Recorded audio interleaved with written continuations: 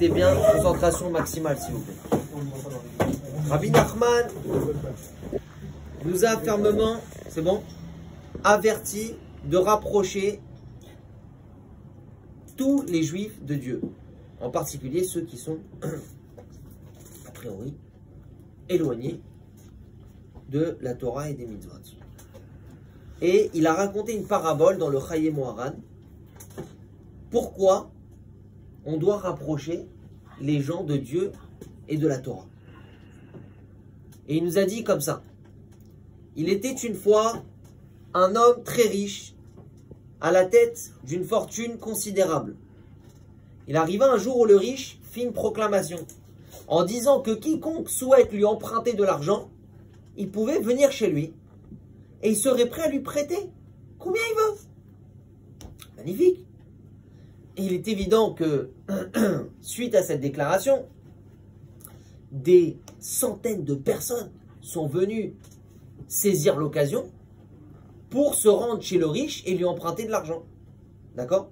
Alors ce riche, il possédait un registre, on va dire un livre, d'accord, où il y avait écrit toutes les dettes. Voilà, il a prêté 100 € à Shimon, 200 € à Réhouven, etc., etc. Et une fois, il a pris, au bout de quelques mois, au bout de quelques années, il a pris son registre, son livre. Il a commencé à le lire et il a vu qu'il avait dépensé beaucoup d'argent, il avait prêté beaucoup d'argent à des centaines, des milliers de personnes. Par contre, aucun homme n'avait pris à cœur de venir lui restituer ce qu'il lui avait prêté, même pas un petit peu. Et ça lui a fait beaucoup de peine. Il a en souffert beaucoup, il a eu beaucoup de tristesse de ça. Et parmi les emprunteurs, il y avait un homme qui avait de la peine pour le riche. Il avait envie de le rembourser, mais malheureusement, il avait perdu l'argent que le riche lui avait prêté. Il avait investi l'argent dans un commerce, d'accord, quelque chose. Et il n'avait plus assez d'argent pour rembourser sa dette. Et ça lui a fait de la peine. D'accord ? C'est-à-dire que cet homme qui avait perdu de l'argent dans des business qu'il avait entrepris, il n'avait pas réussi. Et il souffrait beaucoup de cette situation, car il n'était pas en mesure de s'acquitter de sa dette, mais il avait vraiment envie de rembourser sa dette. Donc cet homme, il a décidé quand même d'aller voir le riche, et de lui dire la vérité. Il lui dirait qu'il a quand même de la peine, il est triste, et que c'est un cas de force majeure, parce qu'il voulait lui rembourser, mais il a perdu l'argent. D'accord? Il ne savait pas par quel moyen il pourrait le rembourser. Donc il se rendit chez le riche, et il lui a commencé à cœur ouvert à lui dire qu'il lui avait emprunté de l'argent et que le moment de l'échéance pour rembourser, c'était un prêt, pas un don, donc il devait rembourser. Mais il n'avait pas de quoi le payer, il avait perdu tout l'argent. Et il ignorait de quelle manière il fallait agir pour le rembourser. Et il avait beaucoup de peine. Et le riche, il lui a répondu comme ça. Qu'est-ce que cela peut bien me faire que tu me doives, toi, de l'argent? De toute façon, la somme que je t'ai prêtée est totalement insignifiante. Parce que même si tu me la restitues, quand je la compare à la somme immense de tous les prêts que j'ai faits, c'est rien du tout. Il dit, moi j'ai un problème, j'ai prêté des milliards. Les gens, ils ne me remboursent pas. Qu'est-ce que ça me coûte que toi, petit que tu es, tes 100 000 balles là, que tu as emprunté, qu'est-ce que ça va faire? Même tu me les rembourses, il me reste 900 millions de milliards qu'on ne m'a pas remboursé. C'est pourquoi il lui dit, voilà, je te donne une solution. Je te donne une solution. Tu vas chez tous les emprunteurs, ouais, pour leur réclamer ce qu'ils me doivent. Et tu leur dis qu'ils me doivent tant et tant d'argent. Et tu leur demandes la question, pourquoi tu ne restitues pas l'argent au riche qui t'a prêté? Tu dois rembourser tant et tant. Un chaliard, quoi. Et il dit comme ça, le riche. Même si chacun ne devrait restituer qu'une faible partie de sa dette, grâce à toi, le fait que tu leur as dit, tu dois rembourser le riche, etc., etc., cette somme que tu additionnes un petit peu de chacun à qui t'a dit de rembourser, même si chacun il rembourse qu'un petit peu, si tu additionnes 10 000 là, 5 000 là, 100 là, 5 là, etc. Cette somme totale s'élèvera malgré tout à des milliers, des millions de fois le montant que toi, tu me dois. Et il lui dit, je te considérais dans ces cas-là comme si tu m'avais remboursé. Et il dit comme ça, Rabbeinu, ça c'est le machal. C'est quoi le nimshal?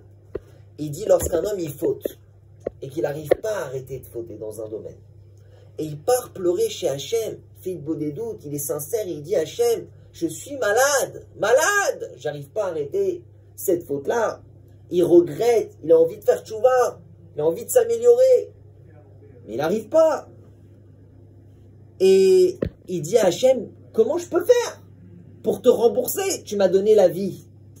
Je dois te rembourser, c'est pas un don, c'est un prêt. On doit rembourser toutes les respirations qu'on a eues jusqu'à maintenant, tous les burgers et les coca et les chaises qu'on s'est assis dessus et les mains et les pieds et la vue, on doit rembourser ça. C'est pas un don, c'est un prêt.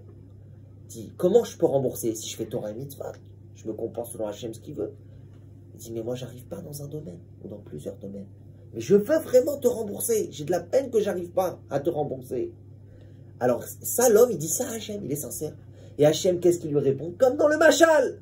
Il lui dit, eh, toi, ce que tu dois me rembourser par rapport aux millions qui doivent me rembourser, qu'est-ce que c'est? C'est minime. Alors je te donne un tikkun, une réparation. Va réclamer ma dette que chacun il a. Va chez les autres, va chez d'autres juifs et réveille-les à la tchouva et dis-leur qu'ils reviennent vers moi. Et même s'ils ne reviennent pas de façon parfaite, ils ne me remboursent pas totalement, c'est-à-dire ils ne font pas tchouva parfaitement par tes paroles, ouais, mais que chacun il arrive juste à faire quelques mitzvot par-ci par-là grâce à tes paroles que tu dis aux gens, alors cela équivaut pour moi, il dit Hachem, à des millions de fois ce que tu me dois. Toi, tu me dois, voilà, disons 100 000 mitzvot dans ta vie, d'accord? Et bien, tu vas voir, mais tu n'arrives pas, en tout cas dans certains domaines, tu vas aller voir chacun que tu peux, leur dire, tu dois rembourser Hachem, tu dois faire tchouva. Et tu vas les convaincre et leur parler, etc.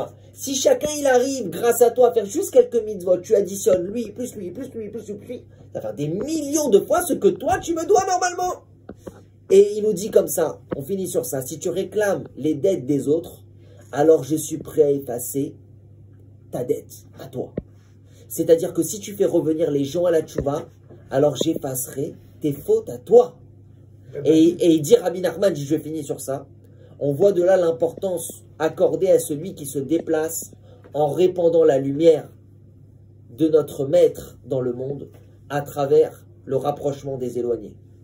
Donc on voit là l'importance de, bien sûr, nous, être attachés à la Torah, les mitzvot, bien évidemment, mais de diffuser et d'aider les gens à se rapprocher d'Hachem, béni soit-il. Et ça, c'est, il dit Rabbi Nachman, la plus grande chose qui existe dans le monde, c'est quoi?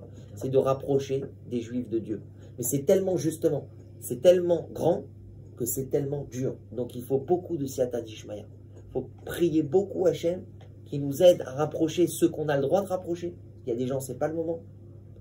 Et qu'on sache comment les rapprocher de façon à ce que ça soit positif et pas chas v'shalom négatif. Que Dieu nous aide, Bezrat Hashem.